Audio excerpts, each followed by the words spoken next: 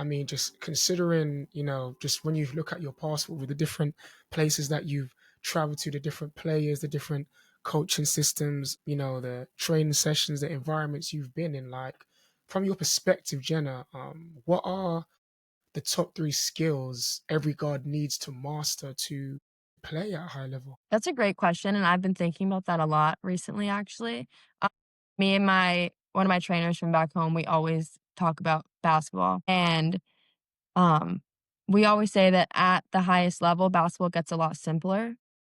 Mm, It really doesn't get simpler, but it gets simpler in the sense of what's needed to be successful. Obviously, as a guard, I think hitting an open shot is like necessary. You have to be able to hit an open shot.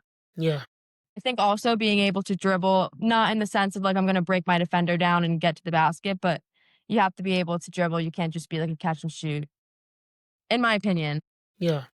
And then the third one, I'm going to go with IQ because I feel like at the highest level, I Love feel that. like Yeah, yeah, I love feel that. like, yeah, IQ is really important. And if you watch like the highest level in college play, women's basketball, I think it's really interesting because you don't see them doing a lot of like flashy moves. It's all Yeah, like really crisp passes or like, I don't know, pass to an extra shot that's even better than the open shot they just had. yeah, So I yeah, think, I guess my three would be being able to hit an open shot, yeah, being able to dribble yourself out of a situation, create for teammates, and then IQ, I think, is major.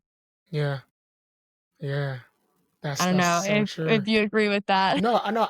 No, I would honestly absolutely agree because it's funny because I was thinking of a player from my under 16 girls team where last season Jenna she could catch and shoot mid range. That was bread and butter. But I was like, next season I want you to really work on, because when smart teams will know, okay, when this person gets the ball, she loves to catch and shoot. So if I'm ready to contest and I don't have to worry about a drive, I'm not even having to think about defense. I can guard you easy. Whereas now Right. she's now working on off the dribble, and she isn't consistent yet with driving and finishing through contact. But just to see her shot fake, put the ball down on the floor and attack, I'm like, you want to put the defense under pressure. You don't want to be a one-way type of scorer because then you'll be easy to Right. guard. You want to be hard to guard. So just being able, like you Right. said, for her to being able to put the ball down on the floor or even retreat dribble and get yourself out of a situation, couldn't agree more, honestly.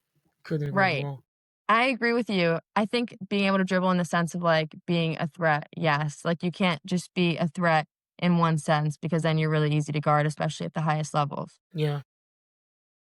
And I also think if you don't learn IQ early, it's hard to kind of learn it later in the game. Mm, But I think it's really important if you want to be successful on a high level team to yeah. at least just to know what's going on. I think basketball IQ is really important. Right. I mean, how important? I mean, you just said it there. Like, how important is decision making and reading the game for the guards today? Would you say? I think it's one of the most important things. I think obviously you have people that can score and whatnot, but I think teams play better when they have people who know how to execute and share the ball, which goes back to IQ.